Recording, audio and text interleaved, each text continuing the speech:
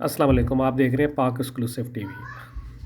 آج کی breaking news یہ ہے کہ 50,000 افراد نے سنڈے کے دن گرین لائن میں سفر کیا۔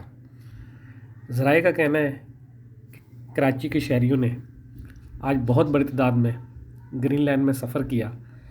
ایک اندازے کے مطابق عام طور پر ہر روز 35,000 افراد میٹرو میں سفر کر رہے ہیں، جو سرجانی سے نمائش چرنگی تک سفر کرتے ہیں مختلف جگہ پر، مختلف پوائنٹ پر۔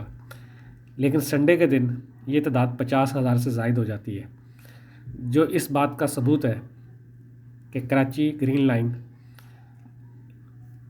کامیابی سے اپنا سفر شروع کر چکی ہے اور آنے والے دنوں میں یہ تعداد لاکھوں میں جا سکتی ہے۔ ضرورت صرف اس بات کی ہے کہ شہری کرونا SOP کا خیال رکھیں، اس کے ساتھ ساتھ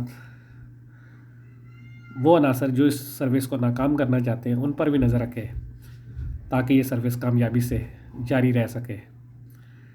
گرین لائن عوام کے پیسوں سے ہی چل رہی ہے، عوام کے ٹیکسوں سے ہی چل رہی ہے، اس لیے اس کی حفاظت سب کی ذمہ داری ہے